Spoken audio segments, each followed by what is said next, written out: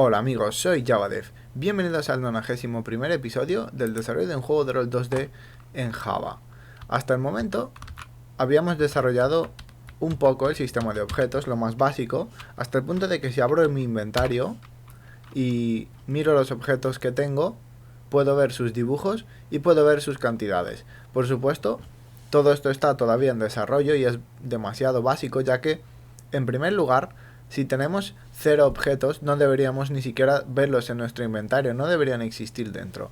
Pero, fuera de eso, lo que también queremos hacer, para seguir desarrollando un poco más todo esto, es dibujar los objetos en el mapa, de forma que podamos recogerlos, ya que si no, no podemos avanzar con las pruebas de los objetos, porque colocarlos por arte de magia en nuestro inventario está bien solo para ver si todo funciona, pero el siguiente paso es recogerlos.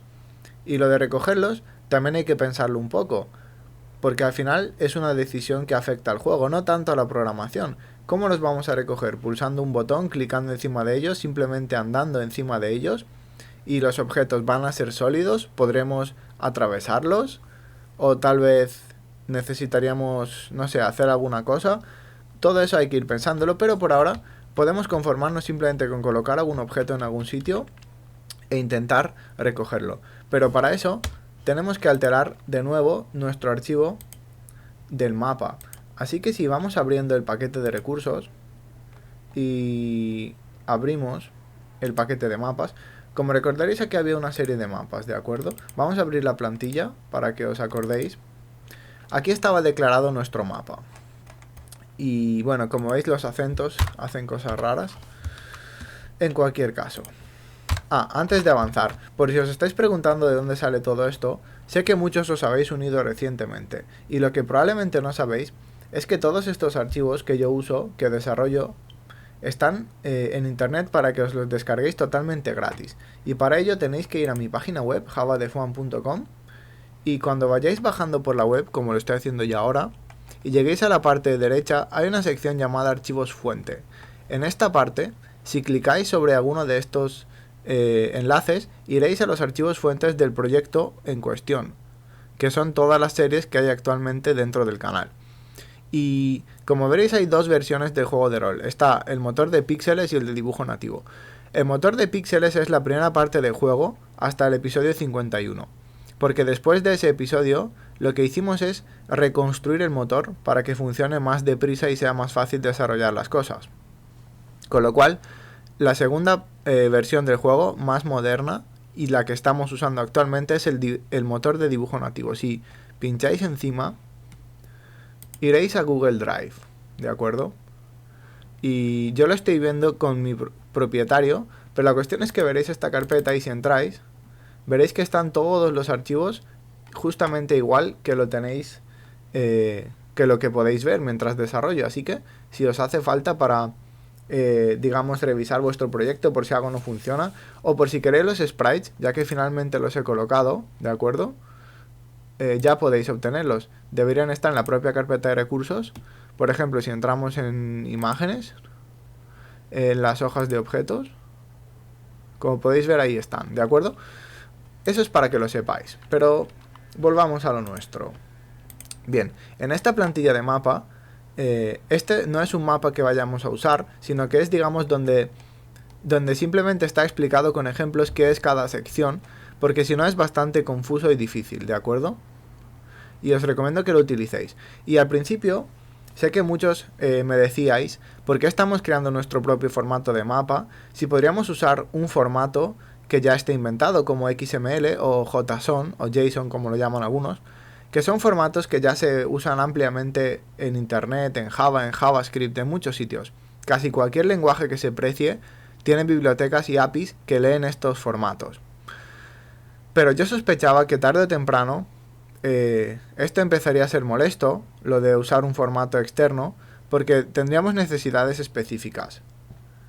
Y es cierto que en estos formatos se pueden crear casi cualquier estructura de objetos, pero la gracia del formato externo no es en sí usar el formato, sino usar un programa que cree el mapa por nosotros, como Tilet o como Pixel Edit o muchos otros programas que existen por ahí. Si buscáis en Google, Esos programas simplemente requieren que carguéis una serie de imágenes o de sprites o de hojas de sprites según el programa, y podéis ir construyendo el mapa con la cuadrícula de los sprites, podéis colocarle las colisiones y demás.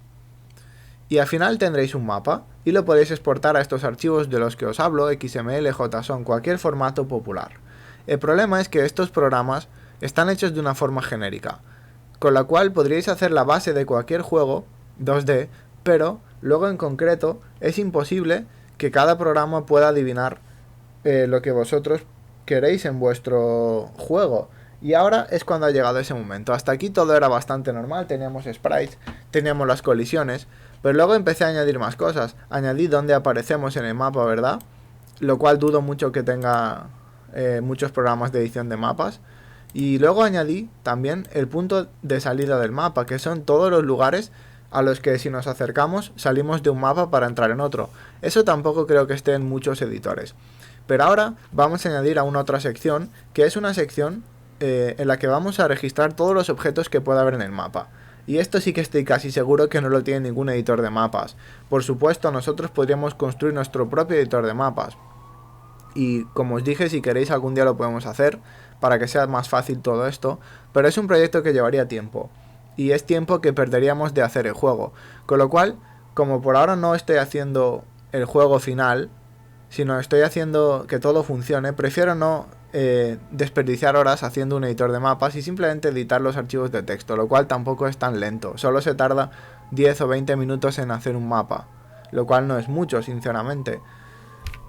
En realidad todo el esfuerzo de hacer un mapa consiste en idear el mapa, en crearlo, en pensar cómo va a ser, dónde van a estar las cosas. Luego, escribir este archivo no es nada demasiado largo, ¿de acuerdo?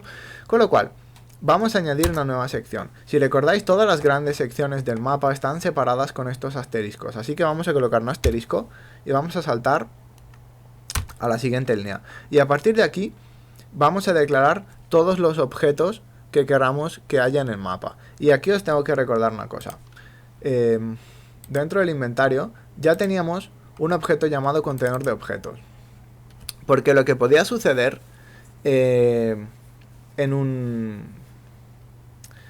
Lo que podría suceder es que si solo tenemos objetos sueltos, entonces podríamos recoger los objetos de uno en uno. Pero ¿qué pasa si queremos recoger muchos objetos de golpe? Es decir, imaginad que matamos a un monstruo enemigo y registramos su cadáver o sus restos, y dentro puede que haya muchos objetos, puede que haya 5 o 6 objetos. Por eso ideamos este objeto, el contenedor de objetos, dentro del cual podemos meter muchos objetos, ¿de acuerdo? O lo mismo sería si, por ejemplo, abrimos un cofre y dentro hay muchos objetos. Para esos casos está este contenedor de objetos. Con lo cual, en el mapa podemos colocar contenedores de objetos. Y cuando los recojamos, obviamente añadiremos a nuestro inventario todos los objetos que hay dentro del contenedor. Para ello, ¿cómo vamos a hacerlo? En primer lugar, este contenedor de objetos, si recordáis, el constructor tiene una posición. Es decir, tiene unas coordenadas en el mapa para existir, con lo cual vamos a dárselas. Por ejemplo, esto lo podríamos marcar con un 3,6, es decir, x3, y6, ¿verdad? Y esto indicaría, como os digo, que el contenedor está en la coordenada 3,6. Muy bien. A continuación, esto está bien, pero ¿qué objetos hay dentro del contenedor? Lo que haré es separarlo con 2 puntos de esta manera y añadiríamos los objetos. Por ejemplo, el objeto 1 tendrá una cantidad o una unidad. Separa con una barra. El objeto 2 tendrá también una cantidad. Y a lo mejor os estáis preguntando, ¿qué es el objeto 1 y qué es el objeto 2? Recordad que si abrimos nuestro registro de objetos, donde se supone que tenemos que registrar todos los objetos que existan en el juego, el objeto 1 era la manzana amarilla y el objeto 2 era la zanahoria. Así que lo que estaríamos declarando es que en la coordenada 3,6 del mapa, es decir, en el tile horizontal 3, tile vertical 6, tendríamos el objeto manzana en una unidad y el objeto zanahoria en una unidad, ¿de acuerdo? Y de esta forma podríamos añadir todos los objetos que queráis separándolos con estas barras, ¿de acuerdo? todos los que queráis que haya en un contenedor. Pero luego se me ocurrió algo más y es bastante evidente. Y es que lo normal es que pueda haber más de un contenedor en el mapa, ¿verdad? Porque a lo mejor hay un cofre, pero ¿por qué no podría haber 4 cofres en el mismo mapa? O 10 o 100, no lo sé. Por lo tanto, podríamos declarar aún más contenedores y para hacerlo simplemente los separaremos con esta almohadilla, como se llama en español el carácter, o sharp, como se diría en inglés. Y aquí podríamos seguir declarando más contenedores, ¿de acuerdo? Podríamos escribir, por ejemplo, 2,6, que sería otro contenedor de objetos en la posición 2,6, ¿verdad? Y en este contenedor, si queréis, podemos meter exactamente los mismos objetos. Eso no tiene importancia todavía, ¿de acuerdo? Con lo cual ya teníamos 2 contenedores de objetos, uno en la 3,6 y otro en la 2,6, con los mismos objetos exactamente, ¿de acuerdo? Y además aquí podemos escribirlo para que se entienda lo que es x, y, 2 puntos, o sea, x, y del mapa, las coordenadas, 2 puntos, y sería objeto, guión, cantidad del mismo objeto, barra, objeto, guión, cantidad del objeto, barra, etc, es decir, hasta el infinito, ¿de acuerdo? Y así podríamos seguir añadiendo todos los objetos que queramos en un contenedor y todos los contenedores que queramos en un mapa. Bien.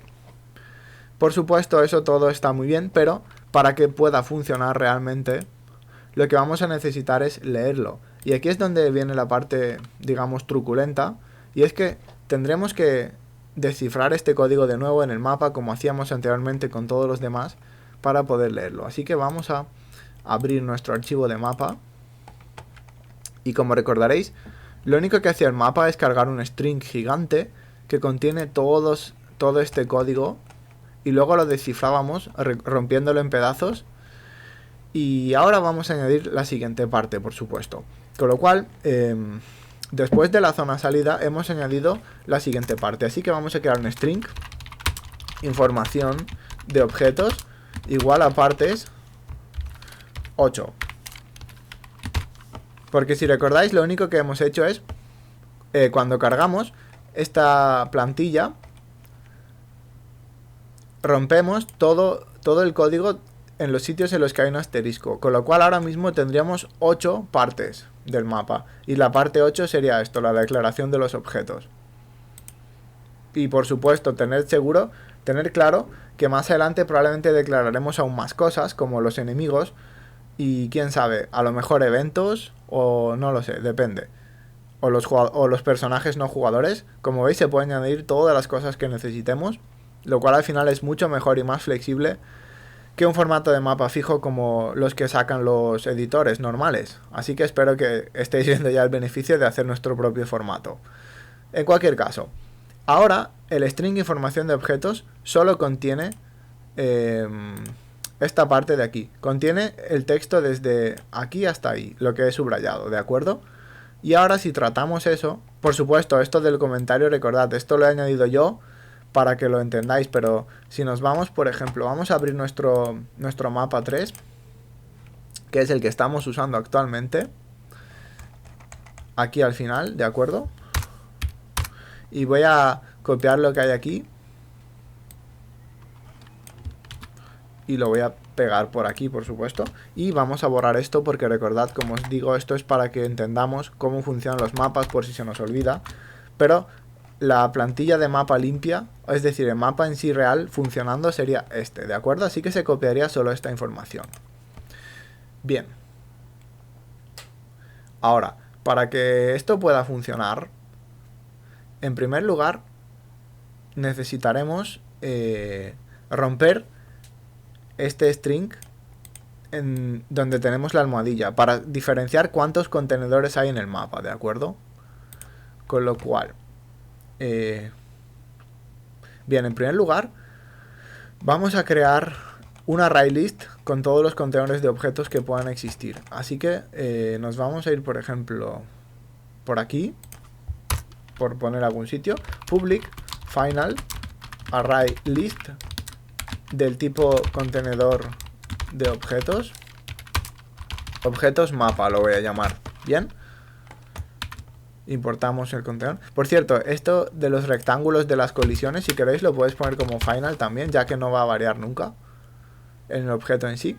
Y como veis ahora nos sale el error porque evidentemente los objetos marcados como finales tienen que iniciarse obligatoriamente en el momento en el que se instancie el mapa o el objeto que sea. Así que objetos mapa, voy a poner una cosa y ahora lo rellenamos.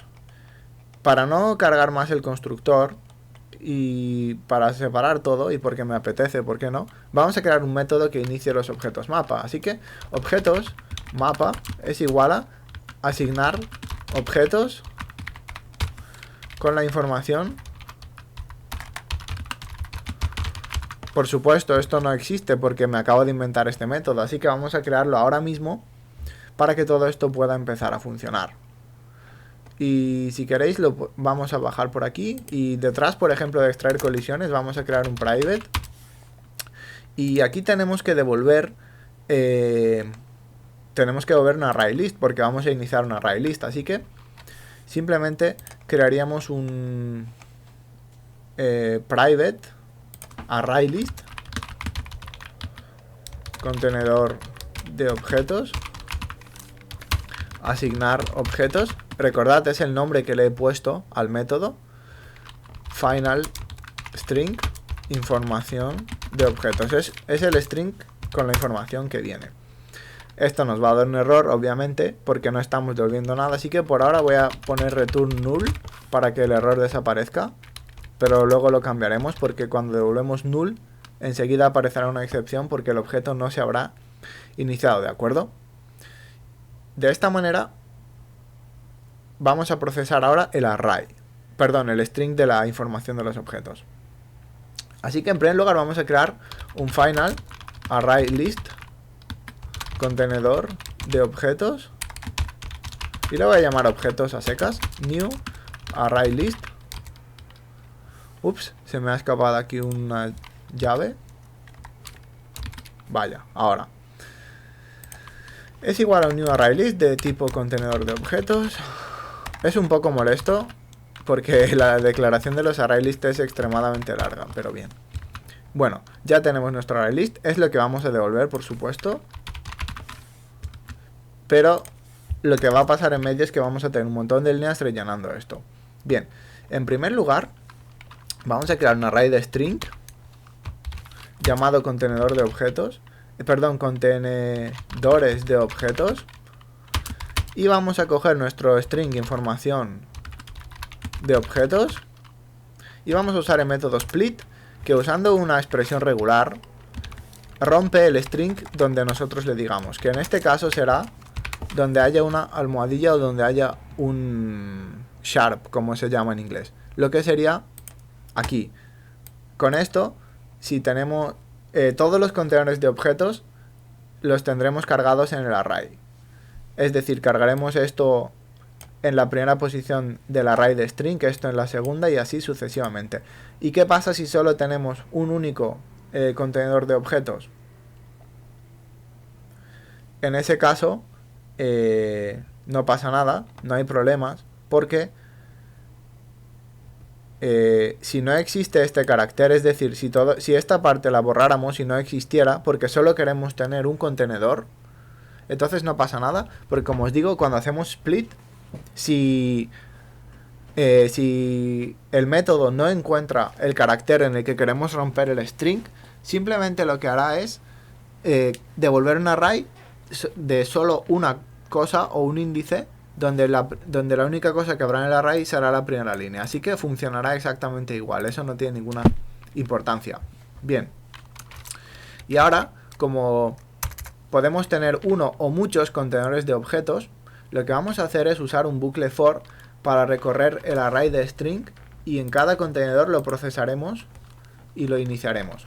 Así que usaríamos nuestro bucle for mejorado. Creo que, no sé si sí que lo hemos usado recientemente, antes no lo usaba mucho, pero para ciertas cosas es más cómodo. Y como os decía hace pocos episodios, el bucle for mejorado, en vez de requerir un índice, como antes teníamos que hacer un int i o un int x o lo que sea, y decirle qué condición tiene que cumplir y cuánto tiene que incrementar. Con este bucle for simplemente recorremos el array de principio a fin y ya está. Así que en cada punto del array tenemos que asignarle la información a un objeto, que sería un string contenedores o contenedor individual, pero bueno, contenedores individuales. No sé por qué lo estoy haciendo en plural, pero da igual. 2 puntos, contenedores de objetos. Bien, de esta forma vamos a recorrer el array de strings contenedores de objetos y en cada punto tendremos un string llamado contenedores individuales que va a contener toda la información del string en cuestión. Bien, y ahora tendríamos que iniciar un contenedor en este punto y añadirlo al array list de contenedores de objetos para luego devolverlo. Pero eso es algo que, como ya imaginaréis, haremos en el próximo episodio, ¿de acuerdo? Porque no quiero que se os cargue mucho la mente, digamos, porque esta parte va a ser de nuevo un poco compleja, un poco pesada, ya que hay que seguir muy atentamente lo que estamos haciendo con los strings para no cometer errores extraños. Pero en fin, esto es todo por ahora. Seguimos en el próximo episodio, espero que os haya gustado. Si es así, darle a me gusta, suscribiros, por favor, preguntadme cualquier cosa que se os ocurra en los comentarios. Y eso es todo. Me despido, hasta luego.